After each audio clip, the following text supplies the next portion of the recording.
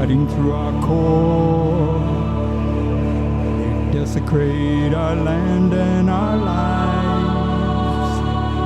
Justice cries for revolution. To the valley we come. Rainbows in our eyes.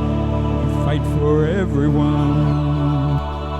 We're rock here. On May 11, 1971, 32 local Hawaii residents and activists were arrested, removed from the roof of pig farmer George Santos' home in Kalama Valley, a valley for generations dedicated to agriculture and a rural Hawaiian lifestyle. They were fighting the eviction of farmers and working folk off land of the Bishop Estate, the largest private landowner in Hawaii. This act of resistance would forever change the political consciousness of Pae'aina Hawaii, the Hawaiian Islands.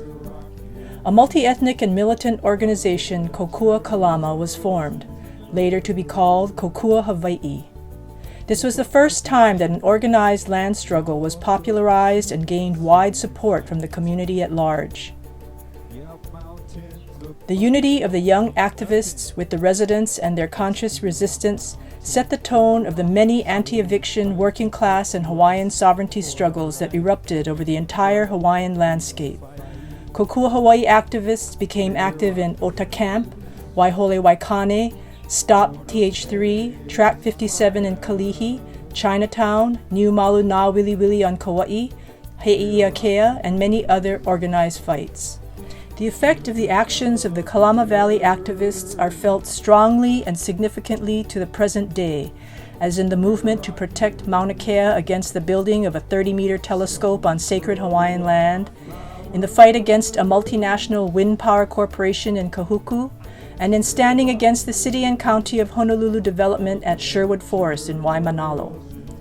As 2021 is the 50th anniversary of the Kalama Valley struggle, it is critical that this history of determined resistance to injustice be preserved and spread for future generations.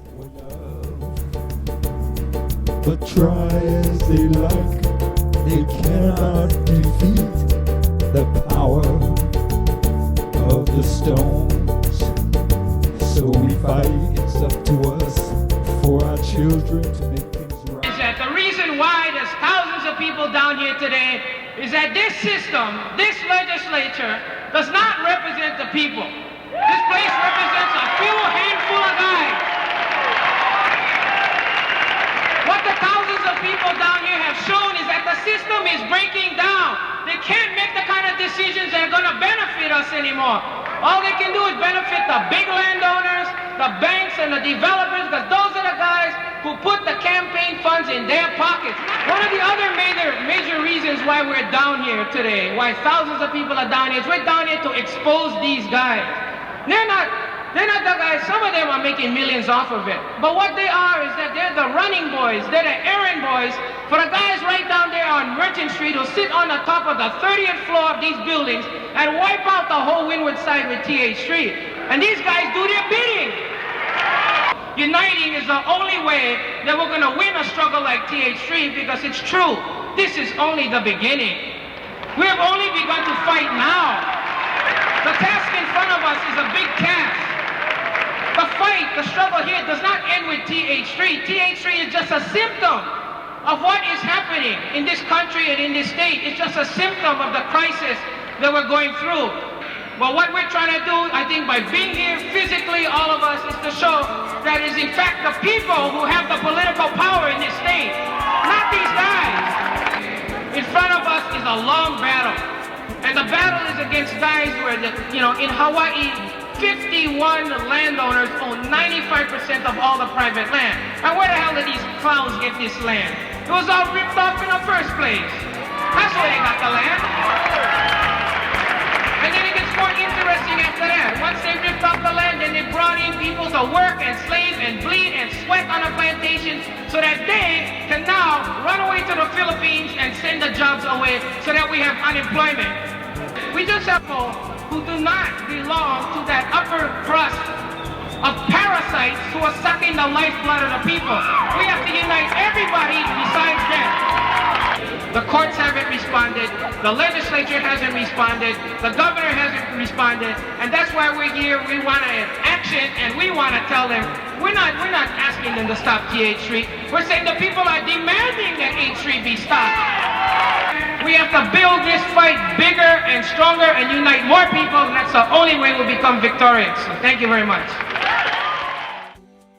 George Santos, Moose Louis, Aching Poi, the Richards family, Manny Botello were the only ones left because it had been very populated. Moose and the Richards family were Hawaiian, and they were scrap metal dealers. They had been moved from valley to valley to valley until the very last. Kalama was the last valley. Ehukai Road was the road going in. There was no road dug through Hawaii Kai, so you couldn't get to it anywhere except along the coast, either way. Right, Sandy Beach side.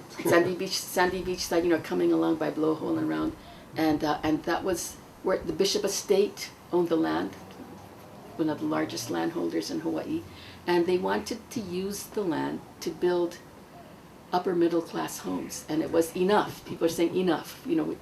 It was a metaphor for what was happening in Hawaii. It was enough of kicking local people off the land to build, to capitalize, you know, the construction industry, to make the Big Five and others richer, and to build houses that people could not afford, that local people could not afford. It was the struggle of that era, and I think today it persists, but it's a struggle of that era. The struggle against the capital of overdeveloping a colony, a colonial situation, and so a lot of local people could get behind that. Now, the other people who lived there, George Santos, Manny Botello, Aching Poi. Poi was Hawaiian Chinese, but Manny and George were Portuguese, and again had their farms, their pig farms, in areas that were closer to Honolulu and had been evicted from place to place to place, and Hawaii Kai being the last before they had to be forced to move to Kalama Valley to be able to have their pig farms. And again, it was local people, you know, who were farmers. You know, George used to always say, "Who feeds the people?" Right? And this was their last stand because, you know, beyond that, you know, it was makapu'u, and so they were taking a stand. And you know, some of the young John, Laurie, and Linton were the first young people were always called students, or the young people agitators. Outside agitators, if you, who came to help the farmers, and they stood in front of the bulldozers, and you know, and it was just a community struggle. When I graduated from Pacific School of Religion, and when I was a member of the Third World Liberation Front at Pacific School, where we confronted the administration to open up to get more money for minority students into the seminary, I said, I'm coming home. I was on the board of directors of Youth Action. Youth Action is a predecessor to the Hawaii's People's Fund. John Whittick, founder of Youth Action, was chairperson on the board of directors. Under the board of directors were all of the who in the movement. Larry Jones, you name it, Randy Kalahiki. All of these people were there, and myself. And one night, at the regular monthly meeting at Church of Crossroads, Whittick told me, Larry, I want you to go to Kalama Valley. I want you to see what kind of help they needed, the families, and if we could help them financially. And he said, there's a meeting. SCS is having a meeting. After the meeting, I met with, there were about 6 residents. At the time, there were about 35 residents who were still there. And I met with them, I introduced myself, I told them Youth Action wants to help you. And they said, the kind of help we need is not money, is not relocation cost, we want to stay. Can Youth Action help us stay? We don't plan to move. We love our community, we love our neighbors. A lot of people moved out because it happened, you know, 2-3 years ago. They told me there were about 500 families in that valley. Most of them moved out. So I told them, no promises, I'll go back. The next day I called John Whittick. I said, can you give me names of community organizers?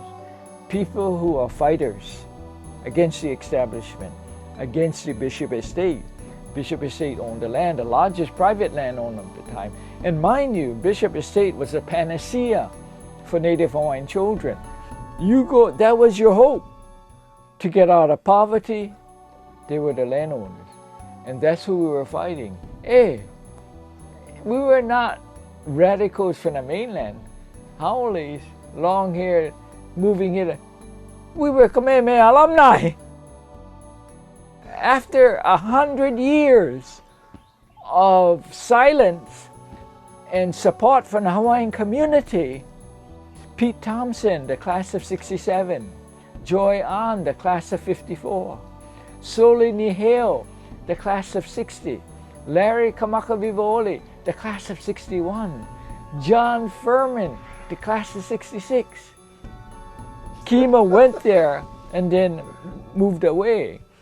Bishop Estate trustees, for the first time in their lives, for the first time in the history of that institution, they were coming up against their own good and industrious men and women. While I was in seminary, I met Bobby Seale, and we became friends. I got to know him and talk to him. As the year went on, he started asking about paradise. He said, "Is it really paradise?" There is no paradise on earth. And so I started talking to him about the Native Hawaiians and the Asians working on the plantation, the Luna, Asians getting whipped on the plantation, you know. And so he said, okay, after 1 year, the last time we met with the young people, I went to his office to say goodbye to him. And he said to me, "Bro Larry, I want you to go home and cause hell. I want you to turn that place upside down because your people are suffering like my people. There is no difference." So I graduated, I came home, I went into the valley. John Whittick gave me 12 names. I called the 12 people. They all said yes, they were interested because I told them this is occupation. In July 1970, Larry Kamakawiwo'ole called together a meeting at the Off-Center Coffee House on the campus of the University of Hawaii to organize a committee to help the residents of Kalama Valley. The group called themselves the Kokua Kalama Committee. A basic platform was formed. The outline aims were 1. To inform the people of the facts of the injustice of evictions of Hawaiians from their land, of throwing poor people to the mercy of a grinding housing crisis. 2. To raise money in lots of small contributions to finance court battles, publications, and to aid stricken families. 3. To help organize the people. To win this struggle, we must do what the old wobbly organizer Joe Hill urged just before he was executed by a government firing squad. Don't mourn, organize. Kamakawiwo'ole directed that the committee will stay together but in a more decentralized way. We will break down into various task forces like the research group, which is doing valuable digging for facts and economic social analysis. Other people will be going out into other affected communities to work and learn and organize for the struggles that are sure to occur as the sun rises. You see, before Kokua Kalama Committee, which became Kokua Hawaii, people went in. They were the early warriors. They occupied the abandoned building, but they were arrested. They were taking off the property down to district court. Kalani Ohelo and Ray Katania and Pete, they were in the valley, but they went in as individuals. They did not go in as an organization to resist. They went in and they came out. We went in and we lived there. We weren't coming out. They had to come get us. Okay, that's the difference. I told the 12 people that I called, this is different. We're an organization. We are here to reoccupy and resist. We are here to be with the resident. We're not going home. They're going to have to come get us. That's the big difference. So I called Pete Thompson, Kehao Lee, Claire Shimabukuro, Randy Suzuki, John Furman, Solini Hale, Joy An, Mervyn Chang, Mary Choi, Joy Ibarra, Renee Kajikawa, Charles Kim, Ohelo, Dana Ray Park, Gene Parker, and Dwight Yoshimoto, the 12. So they're already racially mixed, already economically mixed. I didn't come from a poverty background. I came from a middle-class background and into academia. Kalani's background was housing, Kamehameha housing in Kalihi and then Palolo housing. You know, from rich to poor, everything in between, from highly professional to tradespeople working with the unit. We ran the gamut. I told the group that we're going to go in 24/7. We're going to organize the valley. We're going to put in latrines. We're going to build an outdoor kitchen. We're going to bring bunk beds into the abandoned homes. The abandoned homes became homes for us. We're going to go out and get as much community support as we could. Church at the Crossroads, the Quakers, the Friends. Many organizations came in to help. We're going to really rebuild this community, and that's what we did. We're going to have a guard shack at the front. We're going to monitor every car that come in. No alcohol, no drugs can enter the valley. We're going to have people who headed our communications, everything that goes out to the media. Lyndon Park was head of communications. We're going to have a defense system at the gate, watching all over the valley. Kalani Ohelo and Ed Ching headed that up. So we were pretty organized. We got in and we started to work 24/7 into the valley. Our mission for Kalani and myself, who later became the spokespeople, the public faces for Kalama Valley. Kalani and I went to every neighbor island to speak except Nihao. Public speaking engagements in community colleges, fishing villages like Miloli'i, prisons like Oahu, Community Correctional Prison OCCC in Kalihi, elementary school kids. I really give credit to the Department of Education and to the principal. We were with first and second graders. I mean, for a public school teacher to ask the principal if these two guys could come, who is fighting the system, you cannot get any better than the Bishop Estate. I mean, they own more land than the Dillinghams and Robinson. They own 10% of the state of Hawaii. Hey, we went into the classroom and Kalani, he sat on the floor. He didn't sit up on a chair and look down at them.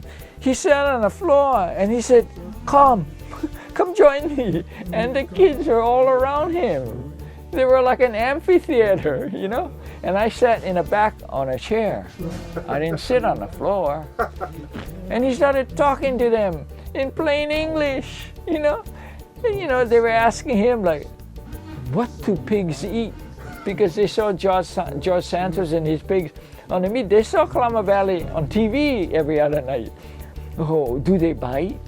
Are they tame? And where do they sleep? And Kalani talked to them, and eventually he led them down the road that pigs were food on the table for your family and mine, and pigs needed land like Kalama. These are pigs, he told the children, who had to leave home in Wailaikahala to move to Kalama. Maybe, he told the kids, maybe you know children your age who had to move out of their, he doesn't say eviction, who had to move out of the house in plain English. Nah. And all these kids started nodding their head. They loved the dude, you know. Kalama Valley, a lot of people came in to support us of all racial and ethnic backgrounds. Hundreds and hundreds of people came in. Truckloads started coming in to drop off the food at our kitchen area. You know, we had the place all organized. We had an open house one day. And I think at the point of arrest, I think there were only about 5 families left. The rest of them moved out. I think they felt left out, like isolated. And Kalani and Mauni Keala went to the mainland to meet with the Black Panthers and the Young Lords, the Puerto Rican group.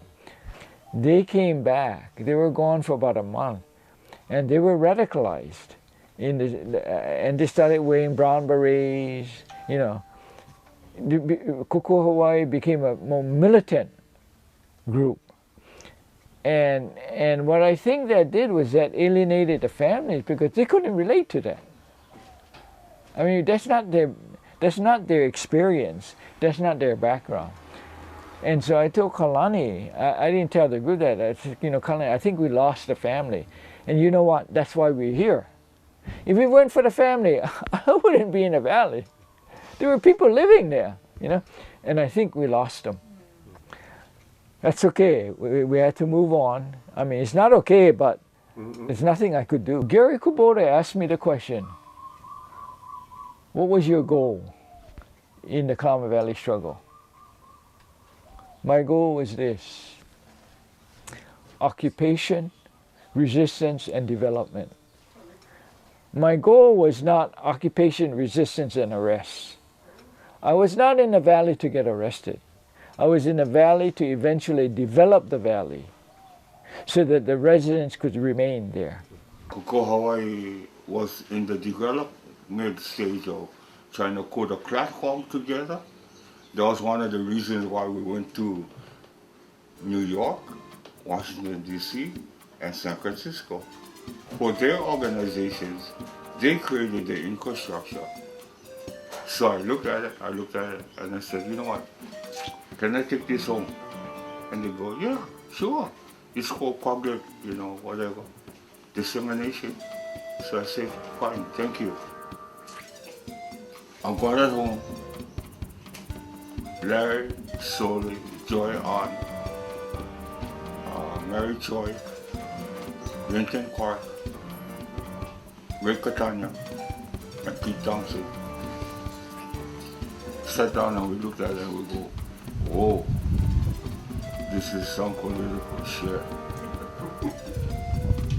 This is something that is very new or almost foreign to us. But we never knew how intense the politics was worldwide. Then when you think about it, and you think about the big five, you think about the overthrow, you think about the CIA and other federal agencies that mingled with our politics here in Hawaii. It's all come to fruition. This must be so. We still needed to do a lot of due diligence in terms of trying to decide what kind of platform or things that we should do. We jumped ahead of ourselves. We already started and put in our infrastructure at Kokua Hawaii, defense minister. What the hell is that? I mean, couple rifles, rocks.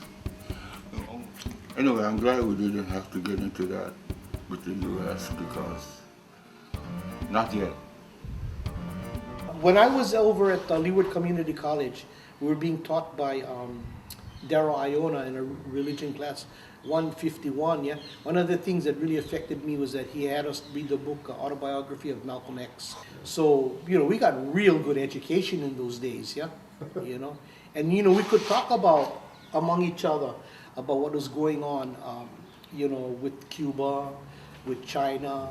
We shared books with one another on Marx, You know, we had no fear in reading the Communist Manifesto and the Paris Commune and imperialism, the highest stage of capitalism. All these kind of books we passing around each other, yeah? It was important to read them. Yeah, important to read that kind of stuff. You know, the basic that I learned from Marxism was the class struggle. You know, was the class struggle of workers getting together, fighting for a better life, yeah? And as the more I got into it, you know, it made me get more, you know, more convinced on things to do. You know, and then what happened? One of the outgrowths of that was the print shop that we had. Yeah.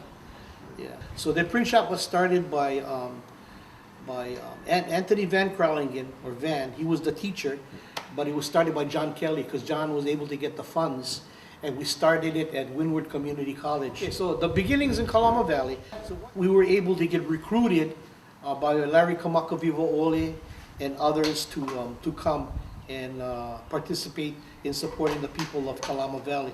Now we had people like coming over that Kalani Ohela was coming in speaking in our class, you know. John Whittick was coming speaking to our classes. Marion Kelly was coming to speak to our classes and everything, you know. And we studied books like Frantz Fanon's, Wretched of the Earth. Yeah. Kalani was a big influence on me too, you know, because he was this really strong, proud Hawaiian man, you know, who went through difficulties in his life at Pololo housing and, you know, being one Hawaiian and the lands taken from them, and he was so articulate, yeah? And it's the first time I ever heard in my life anybody talk about independence from the United States, yeah? You know, was Kalani and Roland Nip. Roland. Yeah, Roland Nip. They was with Locals for Peace. They was. How did they decide to do an occupation? We knew almost everybody was gone. The only one that was really left was a few, like George Santos, and who we had rallied around, yeah, George, the big farmer. It wasn't even Hawaiian, yeah, okay, and but he was a local guy, one Portuguese farmer, and Very outspoken. very outspoken. And when he spoke, the kids loved him. The young people really loved what he had to say. Moose Louis was still there? Moose Louis. Yeah, Moose Louis was an alcoholic, but he was still there. But he was a supporter of the struggle. In fact, he was a construction worker, yeah, and he was a supporter of the struggle. We started to get more education, yeah. I remember talking to Larry K. Larry Kamakavivo. I said, you know, the Kaimoki house, that guy's get plenty of political education, you know. That guy's studying this and he's studying that. And then he would tell me, oh, we got to study that stuff too. He goes, but we need action too, you know. I says, right, we need action. So that's where the idea came from, that we're going to occupy that place. Even though that we knew we were going to lose, what we had to do was to take a stand so that people could remember that, you know, and they could feed off of that and organize other battles. So that's where it came from, the occupation, you know. Well, we had, what do you call it now, the slop detail. People would go with George to pick up the slop, you know, and then they would cook it, and it would change every day. You know, we'd have it like, and then we had people working in the garden every day, and we had people cooking meals every day. You know, and we had people bringing in kids and showing them around every day. The work was organized.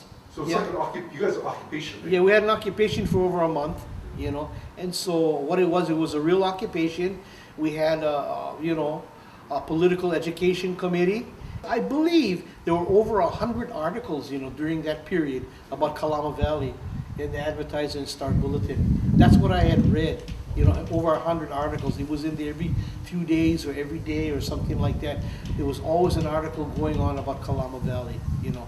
And so we had that, and we had a group of people that would go out and work with George. That would change all the time because you wouldn't have to slop pigs with George all the time, yeah. And then we had a team of people that would go out into the community, to the high schools, and talk to the schools about Kalama Valley, yeah. And we were beginning to find out our history and stuff, yeah. You know, our history, our way for ethnic studies, which came up later, yeah. But you know, we had done some things that were foolish, yeah. Of course, of trying to find truth, developing consciousness, you make a lot of mistakes, yeah. But you got to grow from that, yeah. Right. You can't live in those mistakes and make those mistakes truisms. I went to Farrington for a summer school course in ceramics, and I got home and the phone rang. And so I just answered, and that was John on the phone.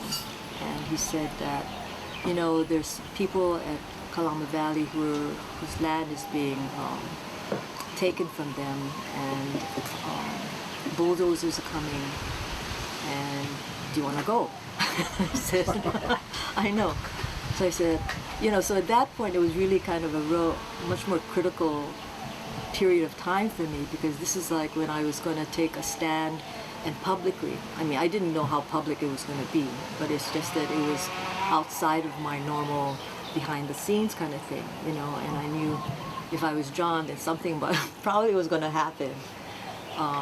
But so Linton and I went there, and it was pretty chaotic. When we got there, the bulldozers had already started. They were planning to eventually go all the way in the back and start from the back and come forward. So we were not that far though in the back. We were kind of still in the corridor. We met Moose Louie. That was the first time I had ever met him. And this wonderful big man with such a big heart, and angry and sad at the same time. And so then I remember being on the side behind, or on the side of the bulldozer, maybe behind the bulldozer. The bulldozer started, and then John and Linton and I looked at each other, and I thought, are you really gonna go on top of that Quonset hut and and sit and maybe get mowed down? And you were pregnant. And I was pregnant, 7 months pregnant, yeah. So, but of course I didn't think about the pregnancy at that point. It was like, this was kind of like more a secondary thing, and I was more moved because of the times and that particular action that I thought was so wrong. It was the same issue as the people in Vietnam whose land was being taken, their whole culture being crushed, and people's lives really being affected to the detriment of themselves and their children and so forth. So I thought, okay, I'm pregnant, I have a child coming, and I don't want the child to think that we didn't do anything at this time. So same thing for, in terms of anti-war movement, but again, this was more like a more public stance on my part. So it made a lot of difference to me that so many people's lives were at stake, and the farmland that they farmed, which really should be their land, of course, was being taken over by the leaseholder, who is Henry J. Kaiser, who I had no love for. Henry J. was like this rich guy, and all he wanted to do was, develop the whole property to make more homes and make a lot of money.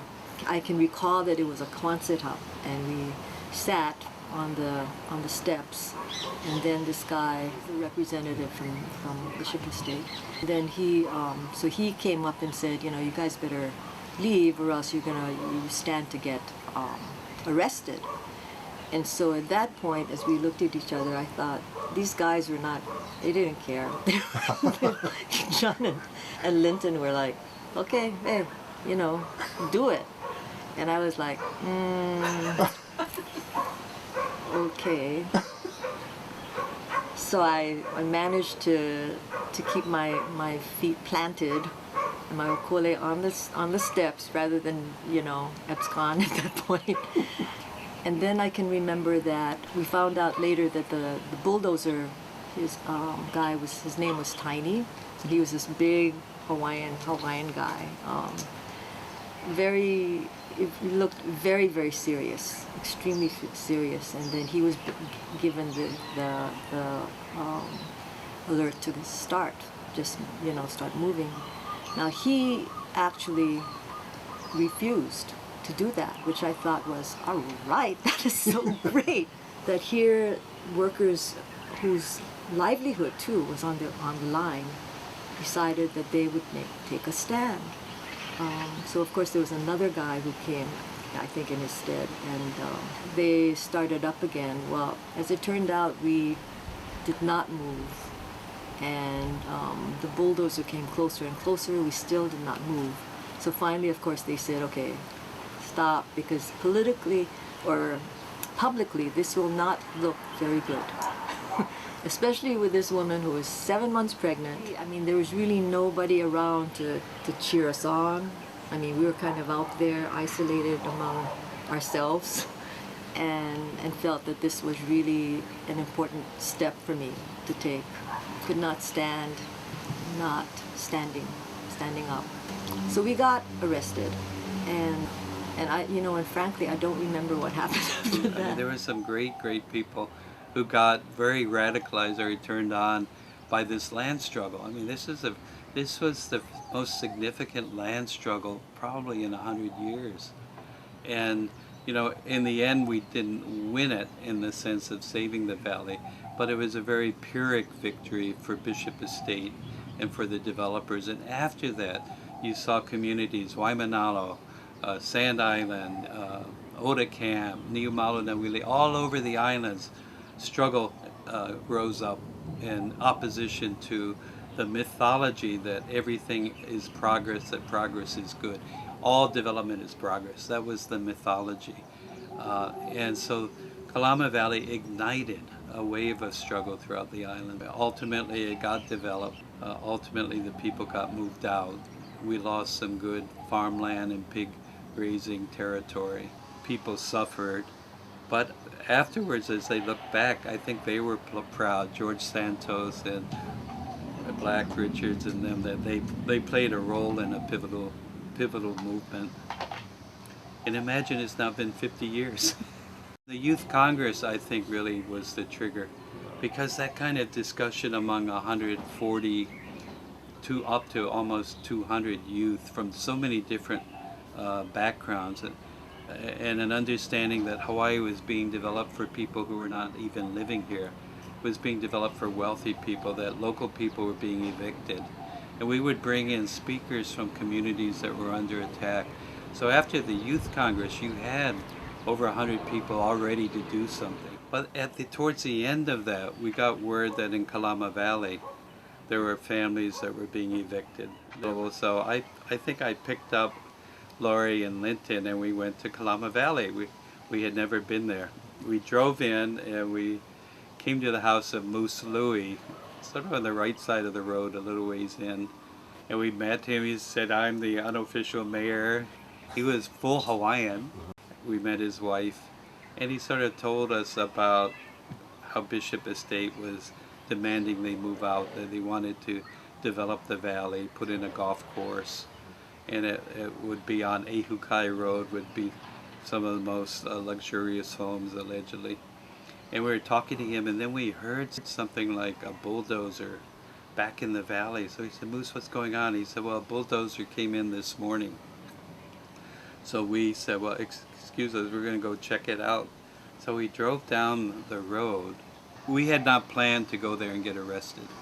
We knew we wanted to meet the people and see, not so much to offer relocation help, but to encourage them to if they were still there and resisting, to say, "We're going to support you." And then, you know, we heard the bulldozer. We heard, I think it had already knocked down a house or two.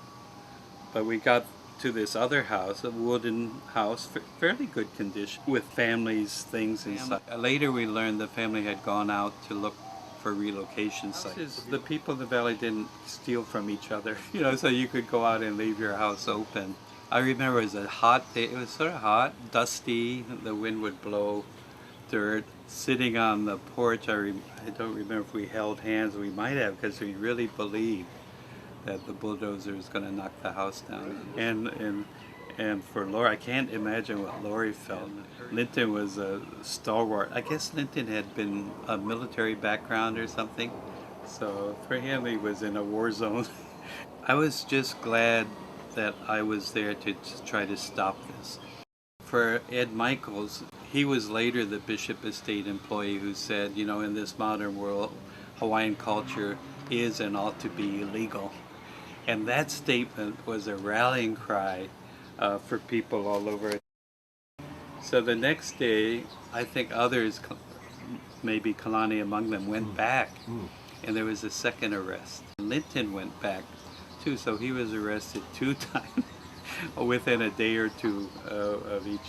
After that, and John Kelly started to get involved too, and came up with the idea of Save Kalama Valley, picketing along the roadway, leafleting, et cetera, et cetera. And people then came into the valley and began to live there if they could, to occupy the valley over the next few weeks.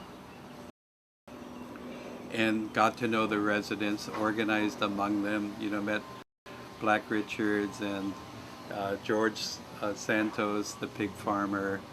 None of them had any place really to move to, so they needed to make a stand, and they made a stand. Gene Parker and Moira Foley were two Howleys who stayed. Moira was a nurse, and the other people were to be local people. And the people like me who are Howley, our role could be supported from outside, literature, leafleting, telephone calling, raising money, etc., facing. But they had made a strategic decision to limit the occupation primarily to local people.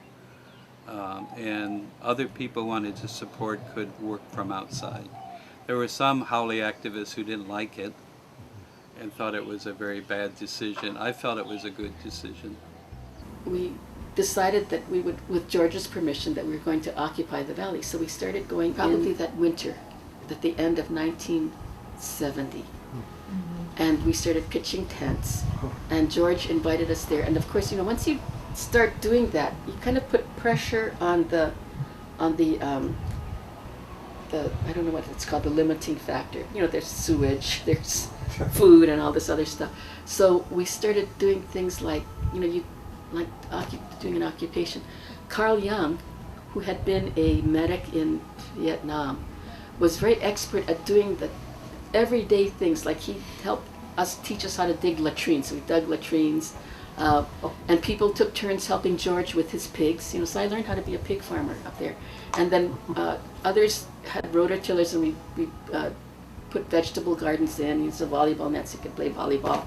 And then we invited everybody in Hawaii to come and help occupy the valley. So there were all these tents on these vast tracts of land. Now, it was once a very thriving, well-populated valley, and it had come down to those few people left.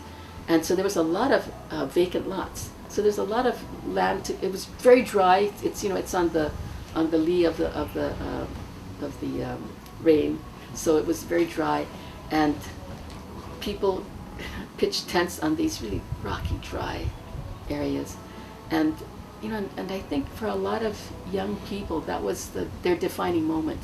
Like for AQ's generation, my mom's generation, their defining moment was the Spanish Civil War. And Kalama Valley was the defining moment for many people, whether they were Hawaiian people who were, the Renaissance was happening and the sovereignty movement was happening, or whether they were for young, concerned locals for peace that wanted to find a way to have a community input and protest. The beginning was a multinational thing from the very beginning, because I know, because I was part of it from the very beginning. It was a multinational fight. In fact, I remember writing one stupid editorial at one time, for us guys to use for our own education and what is a local, and the local was the native Hawaiians and the people in Hawaii who came from plantation history, plantation ancestry. That forms the local base of what is a local in Hawaii. And so I think they're changing the narrative, which is wrong, because from the very beginning, Kalama Valley was a multinational struggle. Same thing with Waiho'ole Waikani. It was organized on that basis, And a lot of his leaders too. I mean, when like Soli, Pete, Larry. I mean, they had to look at it in terms of the Hawaiian, the Hawaiian background, but they looked at it they had a larger overall picture. They had a larger overall picture. Somebody who doesn't get much notice. I mean, he wasn't there all the time, but Kahuna Lapa'au Sam Lono, who was a very strong spiritual force with us. And after Kalama Valley, he was still helping Kokua Hawaii in a lot of different ways. Not only the fact of his knowledge as being a Hawaiian medical and ho'opono practitioner, but the fact that he was a very decent, warm, moral man, you know. And I think for the kupuna out in television land who would see us every evening or read the newspaper in the evening, having someone of his stature really assisted us in what we did, because people had such great respect for Sam. The night before, it's May 10th, I guess, they kind of were assembling. They had all these sharpshooters around the ridge. Good thing we weren't carrying arms, right? Or sharpshooters around the rims. And they had all of these HPD guys. Now, Sam Lono, the kahuna lapa'au, somehow got into the valley. So Sam Lono was there, which added, you know, Soli was not there, Larry was not there, and they were, you know, they were key Hawaiians that were in our organization. But Sam Lono somehow showed up. He did not come and occupy the valley, but he came and he was wearing, you know, his kikepa, and he had his bowl and tea leaves, and he came. He was there on the day of the arrest, and I remember that the HPD was there. They were there in like huge rank and files. That the picture that with the Yankee Go Home sign is taken from behind the police lines. So you see all these cops standing, the house, Kokua, Hawaii, and then a big white sheet that said Yankee Go Home. And I remember, you know, we were up there singing all kinds of stuff. We're singing like Kamehameha school fight songs, and we're singing We Shall Overcome, and you know, Huli Mako, and Sam Lono, whenever the cops tried to advance, he would yell at them in Hawaiian, and he would throw salt at them and shake the tea leaves, and they would back off like that. It was really interesting because that was a real strong cultural. I still remember seeing that and going, wow, that's pretty amazing. And then other cops would try to move in, and then he'd yell at them and throw stuff at them, and they would back off. It was very interesting that they were trying to come en masse, and he would stave them off. And Mary Choi and Roseanne Ng and a young man named Bambutu, who was a resident of Moose Louis. Moose had a whole bunch of young guys hanging out at his house. Those three were sitting on George's porch. So the rest of us were up on the roof. That was our strategy. What are we going to do? We're going to go on the roof and we're going to try to make a stand. They can't come and get us. And so there are 32 of us all together. And I still remember that Sam Lono's presence at the time was pretty interesting, because heretofore, you know, it took a character of being local people and with some Hawaiian character, but Sam Lono really lent it that spiritual, you know, stamp of approval, and he was really like angry. That's where we met Soli. When we was in Kalama Valley, we were distributing the paper to anybody that was coming into the valley that day, and Mervyn Cheng and myself, and that's when we met Soli. First time? The first time we met Soli, and we didn't like him. Oh, tell that story. We didn't like him. We thought he was a narc, you know, because he just came back from college. Yeah, he just came back from college too, and he's walking around with, you know, looking innocent, hands in his pocket like that. So Mervyn was telling me, you know, these Kanekas, you gotta watch them because they might be narcotics agents. They might be narcs. Yeah? So how you know that, Mervyn? Because, you know, Mervyn older than me, I got to look towards him, man. He's like a big brother. He's like, oh, look at him, the bugger wearing hush puppies. That's one of the signs of the narcotic agents. They wear hush puppies and aloha shirt, you know, and they really neat, and they use deodorant, and they smell clean, you know. So you know he's an imposter, you know. He's not a real Hawaiian, you know. So he came around, Mervyn came around, and he looked at our papers, and he was really interested in it, yeah. And he was really looking at it and stuff. And then Mervyn and me went down. Mervyn, hey bro, you a narc? You're a narcotics agent, are you? So, and then we whipped, where you in school? Come in. Yeah, you gotta be a narcotics agent. I thought, yeah, me, I don't trust narcotics agents, you know. You know, you're gonna turn us guys in for smoking marijuana, you know. Just giving him a hard time. But he would come to meetings and he would persist, you know. And then as more as he came around and we heard him talk and him put stuff together, we changed our mind quickly. The guy knew what he was talking about, you know. But that was our first first encounter with him. I'll never forget it, you know. He was insulted. Anybody would, I think. I'm Hawaiian and you guys, I bet you fuckers, you guys not Hawaiian, I'm Hawaiian. You guys don't know what the hell you're talking about, you know what I mean? That's what you were saying. Cool. Yeah, I'm Hawaiian, you guys are not. You guys not Hawaiian, you know what I mean? You guys look like Pakes.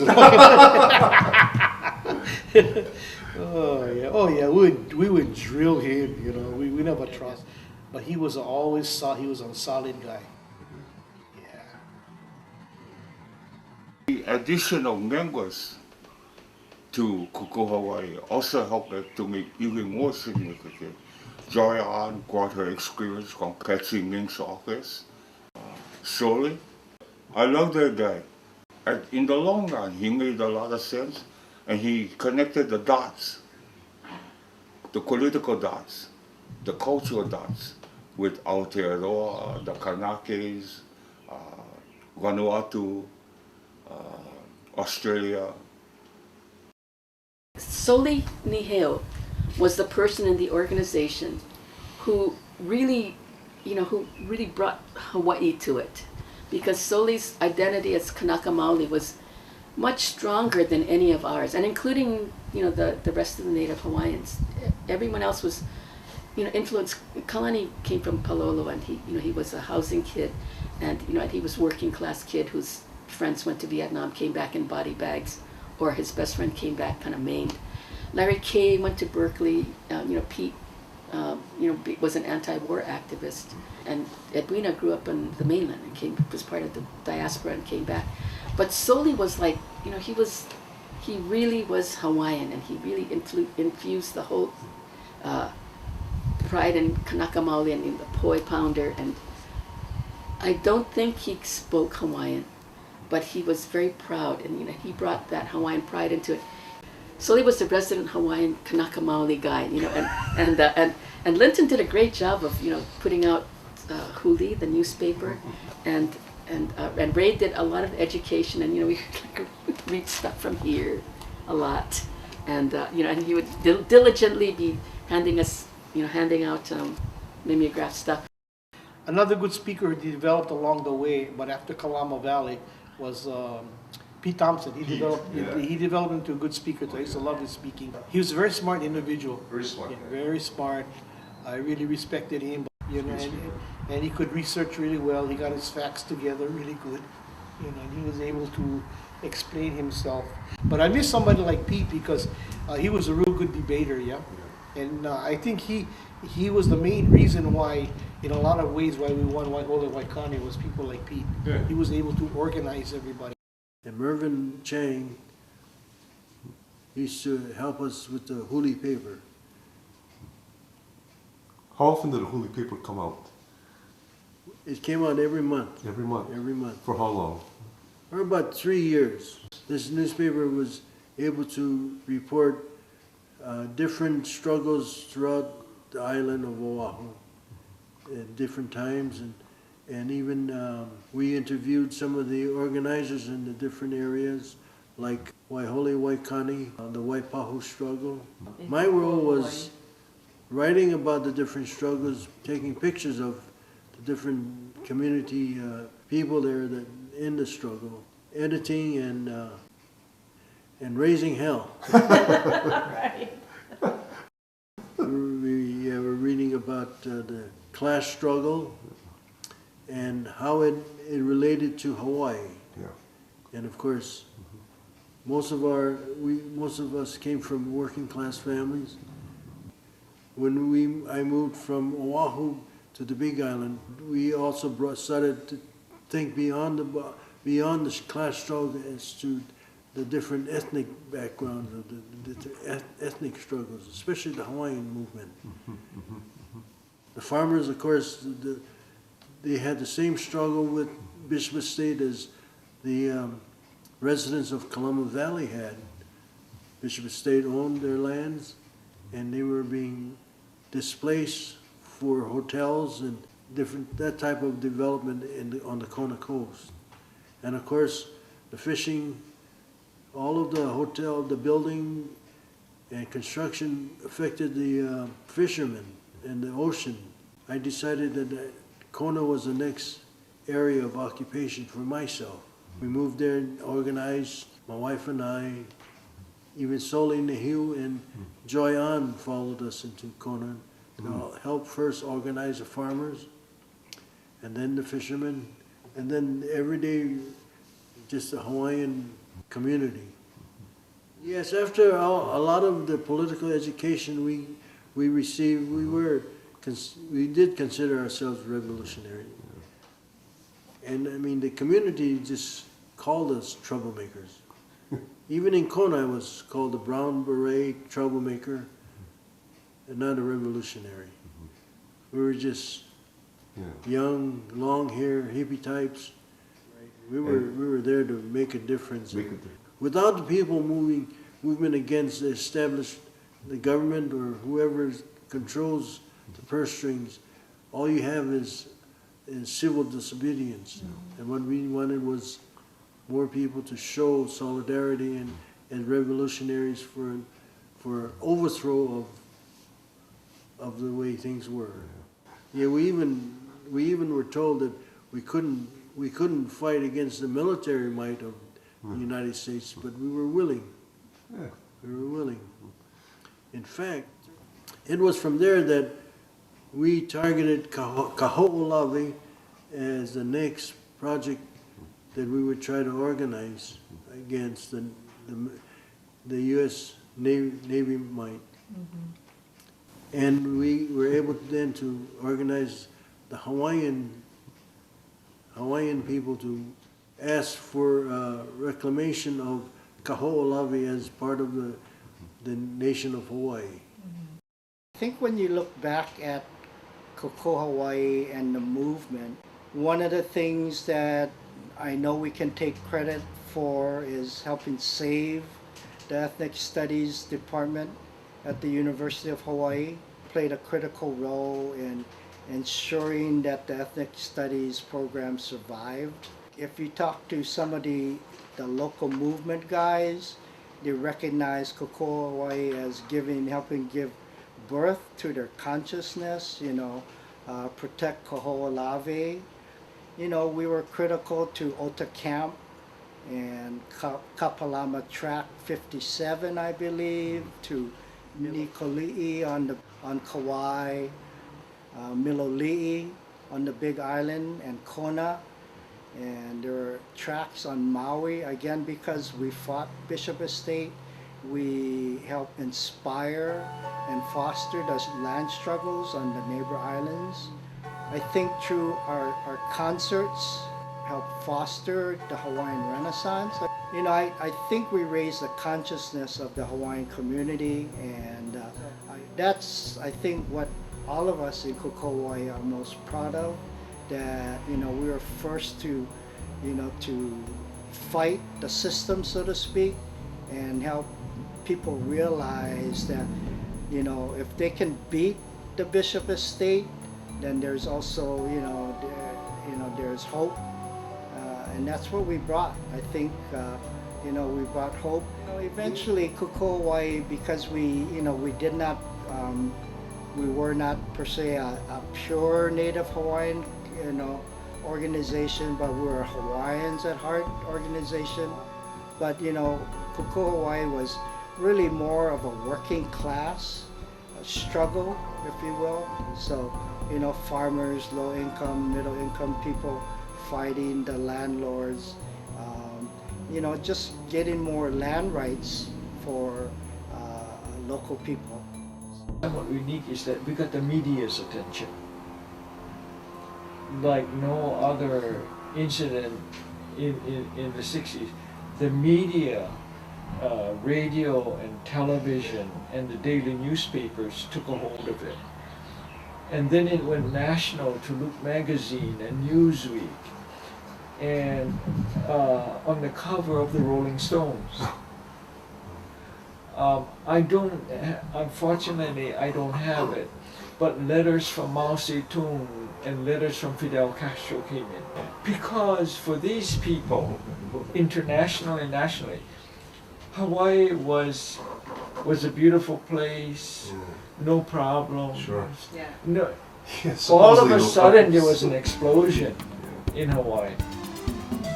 And this was unlike anything that people knew. Wow, look what's happening in Paradise. So we got international coverage, we got national coverage. Or at that front line of eviction, to take a stand and say, no more, I'm not gonna do this. But also the combination of understanding what's happening in the world, the dynamics of the world, and then the strategy, and then you put that together. And it's really, I think that's what made Kalama Valley powerful. That all those young, brilliant people who'd gone away, got exposed to the world, and their minds got blown, and they came back and they said, I really want to stand for something. And then standing with George Santos, Black Richards, Moose Louis, on the ground, that makes a powerful combination. I remember there's a really incredible camaraderie when you are together in that situation and there is an enemy right outside the gate that's ready, waiting to destroy you. You really have such, that collectivity that you enjoy is just incredible. And it was very similar like when we went and we occupied Waihuli. I mean, when we held Waihuli Waikani, just like we held in Kalama Valley. The togetherness that you have, the feeling of that oneness of spirit and mind, that no matter what happens, we are, we're gonna stand there, So that was really an incredible experience for me. The other was learning the ABCs of socialism and me reading it. And hey, this world is like, where the heck is all this craziness coming from, But to learn a scientific method about analyzing that is really systemically, that goes all the way down to, you living and getting kicked out of a valley. Why? And it makes so much sense that there's a whole systemic way, and that there are allies that we can hook up to, like these advanced people who are in other struggles, that can give us strength, And the other thing that I really learned to love, and it stood me good all the way, is how to take from being an underdog, this MLM thinking, Marxism, Leninism, Mao Zedong. Hey, that's the map on how to fight and how to survive and how to live, because that's a book of saying, we, the most oppressed of the world, this is how we can link up together and fight back and win. No matter what the odds, you have an opportunity to make an impact. Maybe not necessarily stopping the development. You can alter it in various ways. You still got a chance to influence it in some sort of way, whether it's just continuing with a certain thought, mode of participation, tactics, education, history, what have you. You can come out ahead even if the whole object is not met. There's limited land in Hawaii. Don't let them develop it all, and find people of like mind and try to see what kind of impact you can have.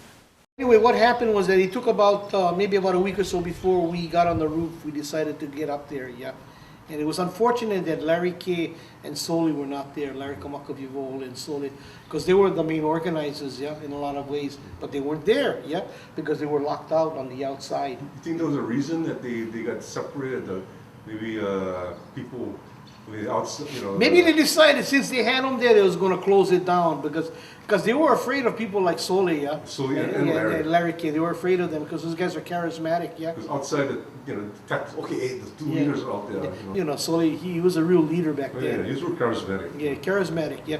And what do you call that? And so was Larry K. Yeah. Larry K. was sort of Good he's a good speaker, very good speaker, very religious, yeah.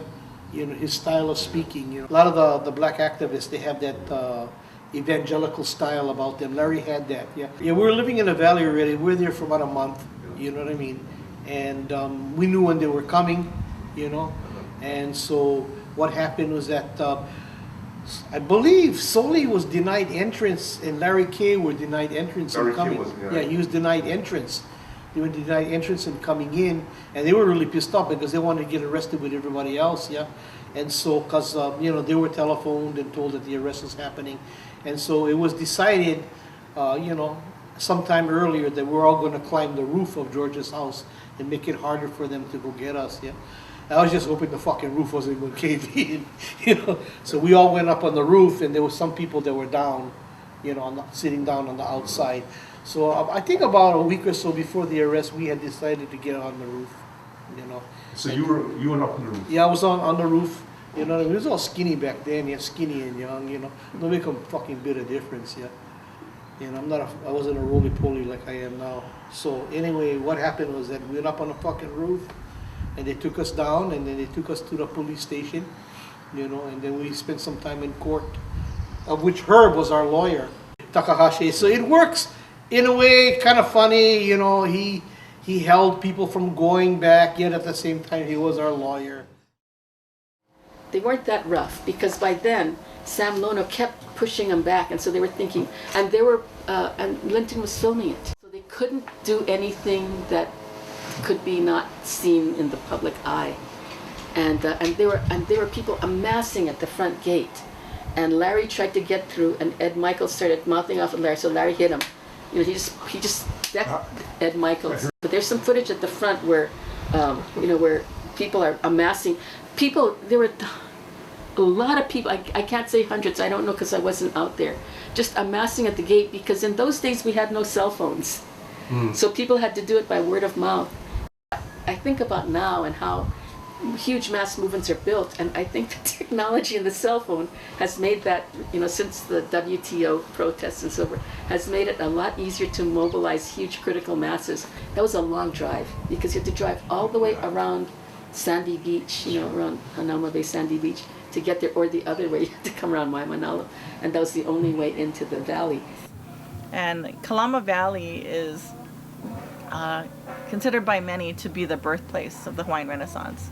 It came to a lot of, there was flowering of it that happened further, and the harvesting of the seeds and the nuances of the seed that was planted for Hokulea, the Polynesian Voyaging Society, and the Protect Koho'olavi Ohana, but really the first seed that was really planted in the modern era was Kalama Valley. But I was named after Kalama Oka'ina because, which in, you know, by my parents' naming, they called, the interpretation is light of the land.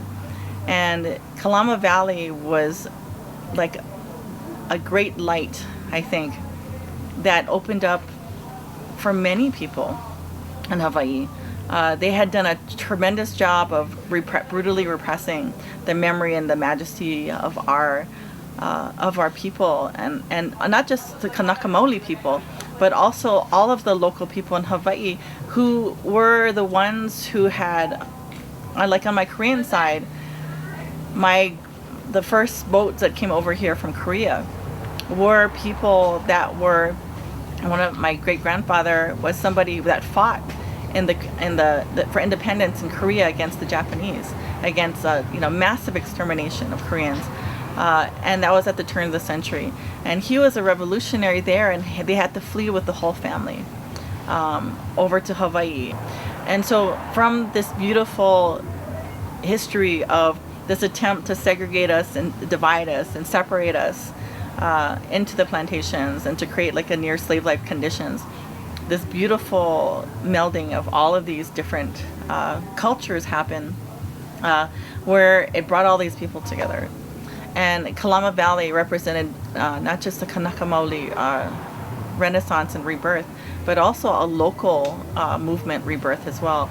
And so from there, even though tragically Kalama Valley was, everybody was, all the farmers and people from that area were tragically evicted, the lessons that were learned there then became the building point and the blueprint for learning how to fight for Kukailimoku as well as Waiahole Waikane. And Waiahole Waikane was famously won. And Waiahole Waikane, as far as historical moments, to this day, Waiahole Waikane remains a stronghold for Kanaka Maoli and for local people. It is a kalo basket of Oahu. Whenever I talk about the work that we're doing here on Mana Wakea, I always try to remind people that just like we have a mo'okua hau, so too does, or genealogy, so too does the movement have a mo'okua hau. There is nothing that is born out of nothing. Everything has a history to it, and everything has a planting, a seed, a cultivation, and a nourishing, as well as a pathway forward. So as we talk about the Alahulu Kupuna, this pathway that we have that the kupuna are on, I also think metaphorically about it being a pathway that we have been on for a while now. That we couldn't be where we are right now if our kupuna, through great persecution and blacklisting, and actually many of them, because of that, lost their lives, didn't sacrifice for the Ku'e petitions. We know clearly and irrefutably that our people were 100% against the annexation and overthrow, and that it was a small group of greedy businessmen that did it under the blessings of manifest destiny and white supremacy. If you want to do decolonial work, you can teach in the university, you can have people read books, you can do all of those types of things, but like Travis Thompson, Pete Thompson, and Sylvia Thompson's son, I always remember his poetry when he said, revolutionary theory is useless unless it's applied. So both my mom and my dad, but particularly my dad, were relentless appliers of revolutionary theory. So they were constantly laying down the foundation for that. So that was the Kalama Valley struggle. Even though we got there late, if we had gotten there when there were 500 families, that might have been different to occupy it. There may have been more than 35 families who wanted to stay, but we didn't. I still felt, and Kokua Hawaii still felt, and many of our supporters who came in, and the remaining, that we had to take a stand. We couldn't leave like our predecessors left for 100 years and let Bishop Estate and all private landowners go on their merry way and create this huge Disneyland on all the island. Because that's what they're doing. Yeah. We were in Kona, and all these signs, development, keep out, no trespassing. They're going to put all these multi-million-dollar homes on this beautiful island overlooking the Pacific. That was the last valley on Oahu. They are here to create a playground. They are here to kick out your children and grandchildren, to move to Arizona, to Oregon, to Washington, to Texas, to Utah, to Idaho. Move out. This is not for you anymore. You go where the other poor people and middle-class struggling people are living. This is for us. We had to take a stand, and we did, because coming out of this valley, and with the assistance of Kokua Hawaii members, they went out into all of the communities, you name it. All of the struggles on all islands came out of Kalama Valley. They went to help the leaders in those significance of the Kalama Valley struggle. This is the importance of the Kalama Valley struggle. Not a bunch of radicals, not a bunch of mainlanders, but leaders who were educated at Kamehameha, the Harvard of the high schools in Hawaii. And we came back because I tell you what, we became good and industrious revolutionary men and women, not what they wanted to educate. And that will never change, because the children of Pete Thompson, Travis Thompson is now organizing at Manoa. You know, Suli Nihale's daughter, MD doctor, she was the chief physician, North Dakota, against the pipeline coming through. And she today serves Hawaiians from Waianae to Waimanalo. You know, and these are the children of the Kalama Valley members there. And there are more. There are more. Kalani-san Kekue Ohelo feeds the poor. He works for a farm in Waimanalo. He takes the food that they cannot use to homes, to tents, to no tents, to feed the families. This is the significance of Kalama Valley. Oh, not that, why occupy? They're going to get evicted anyway. No, you got to see the long picture. You got to have a vision, 2020 plus vision that looks way beyond Hawaii, way beyond the shores of Sandy Beach, to protect our Aina, one of the most beautiful places to live in on the earth. Also, I think what Kalama Valley did, it captured our imagination. It captured our imagination, captured our vision. It spoke to our hearts and our minds, and it motivated us. You know, we were willing to die. We were willing to die for what we believed.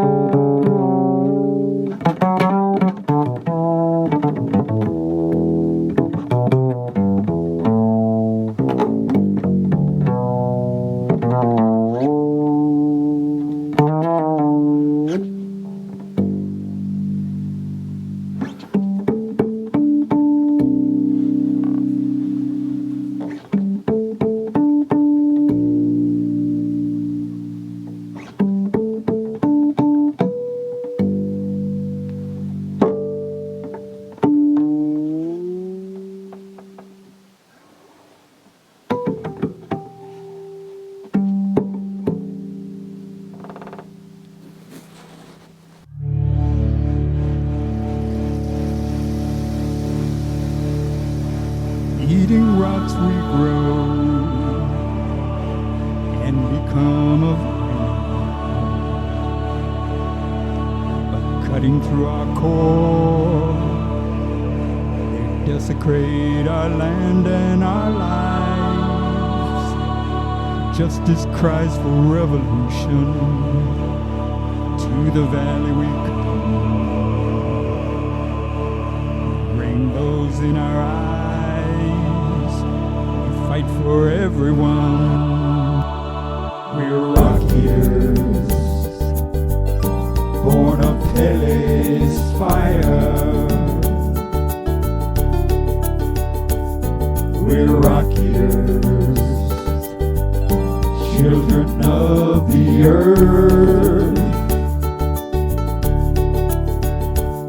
We're rock ears, stones grow our flowers. We're rock ears, a better world's in birth. Paper of the enemy, laws of deceit, so we fight.